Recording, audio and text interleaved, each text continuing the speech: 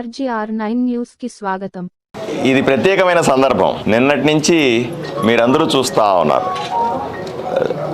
మాకు సంబంధించినటువంటి మాలో ఒక్కడైనటువంటి దళితుని అవమానించాము అన్నటువంటి ఒక వీడియో తీసుకొని విపరీతంగా దానికి పెడార్థాలు తీస్తా వైరల్ చేస్తున్న సందర్భాన్ని మేము ఈరోజు చూస్తూ ఉన్నాం. ఒకసారి ప్రజలందరికీ కూడా నా నేపథ్యాన్ని నేను ఒకసారి గుర్తు చేసుకోవాలి. నేను కూడా అణగారిన ప్రజల వర్గాల నుంచి వచ్చిన వాడిని, ఒక బీసీని. ఎన్నో సంవత్సరాలుగా బీసీ ఉద్యమాల్లో కానీ దళిత ఉద్యమాల్లో కానీ రాజ్యాంగబద్ధంగా మాకు రావాల్సినటువంటి హక్కుల గురించి పోట్లాడేవాడిని. నిరంతరం ఈ ఉద్యమాల్లో మునిగి తేలేవాడిని. ఎంఆర్పిఎస్ ఉద్యమంలో కూడా 10-15 సంవత్సరాలుగా నేను అసోసియేట్ అయినా నేరుగా. నేను ఎప్పుడు కూడా ఈ కండువా వేసుకోవడానికి మొహమాట పడలేదు, ఈ ఉద్యమంలో పాల్గొనడానికి జంకలేదు.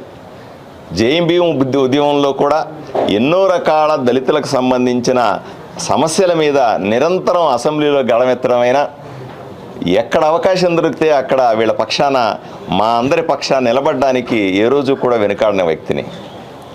ఆ నేపథ్యం నుంచి వచ్చి నేను మళ్ళీ చెప్తా ఉన్నా, ఎన్నికల సందర్భంలో ఆదోనిలో నేను క్యాండిడేట్గా వచ్చి భారతీయ జనతా పార్టీ అభ్యర్థిగా ఇక్కడ పోటీ చేస్తున్న సందర్భంలో ఇదే కండువాలు వేసుకొని, ఇదే దళిత ఉద్యమాలకు సంబంధించినటువంటి కండువాలు వేసుకొని జై భీమ్ అంటూ, జై అంబేద్కర్ అంటూ గ్రామాన తిరిగి మేము ప్రజలకు మంచి చేస్తాం, మేము కూటమి ప్రభుత్వం రాగానే దళితులకు కావాల్సిన హక్కుల్ని 100% ఇస్తామనే ఉద్దేశంతో హామీలు ఇచ్చి వీళ్ళందరి సహకారంతో ఇక్కడ ఉన్న ఆదోనిలో ఉన్నటువంటి జిల్లాలో ఉన్న వాళ్ళైతే రాష్ట్రంలో ఉన్నవాళ్ళు, చివరికి మా దైవ సమానులు మందకృష్ణ మాదిగ గారు కూడా ఆ సందర్భంలో మా దగ్గరికి వచ్చి ఇక్కడ నా ఎన్నికల ప్రచారానికి వచ్చి దళిత బిడ్డ, దళితులకు నిరంతరం తోడుండే పార్థసారథిని గెలిపించాల్సిందిగా ఆ రోజు ఆయన ప్రజలను కోరిన విషయాన్ని ఈరోజు సమాజానికి నేను గుర్తు చేస్తూ ఉన్నాను. అటువంటి నేపథ్యంలో నుంచి వచ్చినటువంటి డాక్టర్ పార్థసారథి నేను ఈరోజు ఒక దళితుడిని అవమానిస్తానా అని సూటిగా ప్రశ్నిస్తా ఉన్నాను.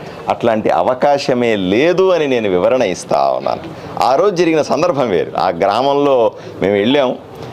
ఆ గ్రామంలోనికి సంబంధించిన సర్పంచ్ చంద్రశేఖరు ఎంతో కాలంగా వైఎస్ఆర్సీపీ పార్టీలో ఉన్నాడు. ఎన్నికల తరువాత మా ఆలోచన విధానం నచ్చి మేము ఇది అణగారిన ప్రజలకు చేస్తున్న సేవల్ని దృష్టిలో పెట్టుకొని మాతో చేరినాడు, మా పార్టీలోకి వచ్చినాడు. మా పార్టీలో ఎంతో గౌరవంగా మేము చూసుకుంటున్న పరిస్థితిని ఈరోజు మీరందరూ కూడా గమనించాల్సిన అవసరం ఉంది.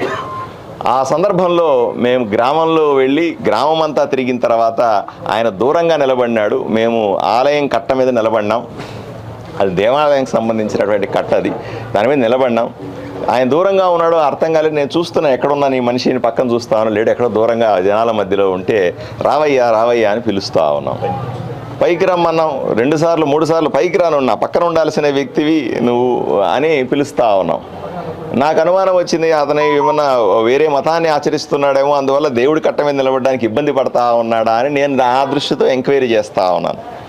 ఈ సందర్భంలో టీడీపీ లీడర్ అయినటువంటి కృష్ణమ్మ గారు చెప్పారన్నటువంటి మీ అన్నీ కూడా మీరు చూశారు. ఇవన్నీ కూడా నేను మీకు ప్రజలకందరికీ కూడా స్పష్టంగా చెప్పాను. ఏ రోజు కూడా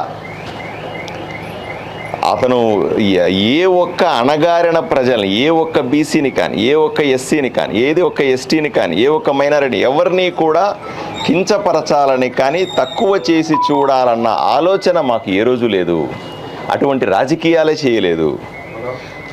అంబేద్కర్ ఆశయాలని సాధించాలనేటువంటి పట్టుదలలో ఉన్నటువంటి భారతీయ జనతా పార్టీలో క్రమశిక్షణ కలిగిన కార్యకర్తగా ఉన్నాను నేను.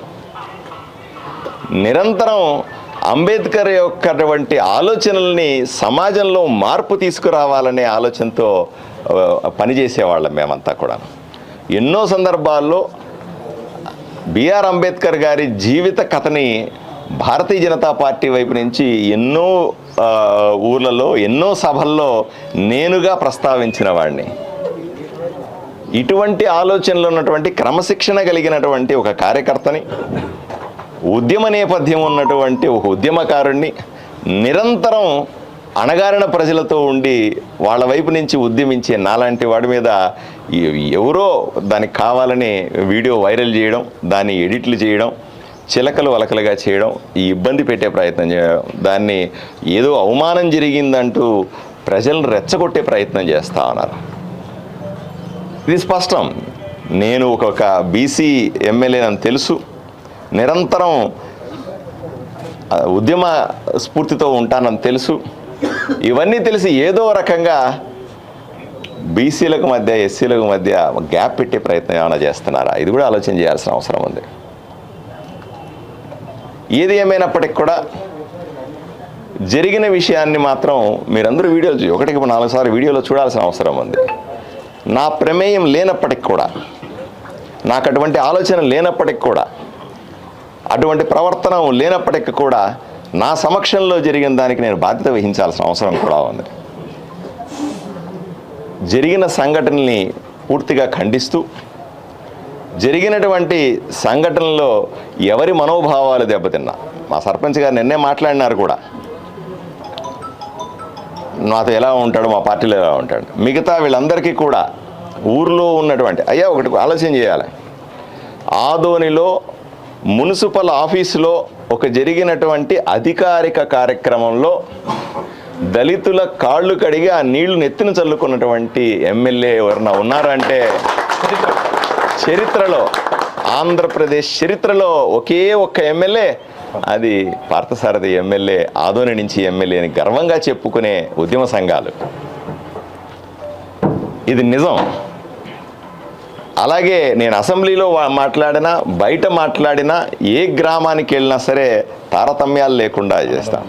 అందరూ అన్నదమ్ముల్లాగా బతుకుతా ఉన్నాం. ఇక్కడ మా మధ్య గొడవలు పెట్టే ప్రయత్నం, మా మధ్య చిచ్చు పెట్టే ప్రయత్నం, ఏదో పార్థసారథి దళితుల వ్యతిరేకని చూపించి దాని ద్వారా రాజకీయ పబ్బం గడుపుకుందామనే ప్రయత్నం, ఏదో విధంగా పార్థసారథిని దళితులకు దూరం చేద్దామనే ప్రయత్నం, ఏదో విధంగా బురద జల్లి దాంట్లో రాక్షసానందం పొందుదామనే ప్రయత్నం, ఇవన్నీ కూడా ప్రజలు కళ్ళతో చూస్తూ ఉన్నారు. ఏది ఏమైనప్పటికీ కూడా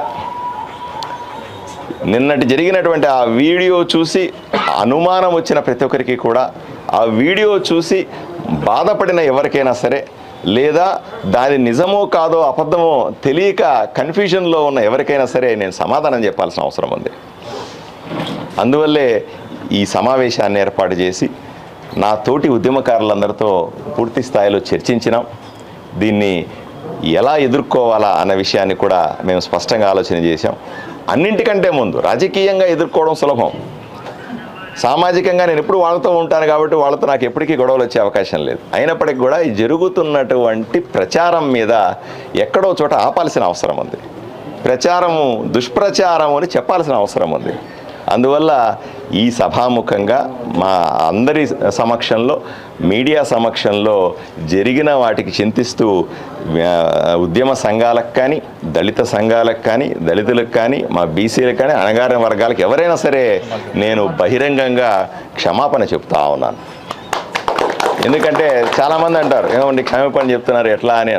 అయ్యా, మా తోటి సహోదరులకి, నా తోట నేను నిరంతరము తిరిగే అన్నదమ్ములకి, నిరంతరం ఉద్యమం నుండే మా మధ్య ఒకరికొకరు క్షమాపణలు చెప్పుకోవడాన్ని నేను చిన్నతనంగా భావించట్లేదు, దాన్ని గర్వంగా భావిస్తా ఉన్నాను. దళితుల కాళ్ళు పట్టుకొని, దళితుల కాళ్ళు కడిగి ఎత్తున నీళ్లు చల్లుకున్న వాడికి, దళిత సంఘాలకి క్షమాపణలు చెప్పడం పెద్ద విషయమేమీ కాదని నేను నమ్ముతాను. ఈరోజు కాదు, ఏ రోజుకైనా సరే నా గతం ఎలాగుందో భవిష్యత్తు కూడా అలాగే ఉంటుంది. దళిత సంఘాల కోసం, దళిత సంఘాల ఆశయాల కోసం, అంబేద్కర్ స్ఫూర్తి కోసం, బలహీన వర్గాల అధికారాల కోసం, హక్కుల కోసం నిరంతరం పోరాటాన్ని మేమందరూ కొనసాగిస్తామని, మా మధ్య గొడవలు పెట్టే ప్రయత్నం చేసే వాళ్ళ ఆటలు సాగవని స్పష్టంగా ఈ పత్రికాముఖంగా తెలియజేస్తాం.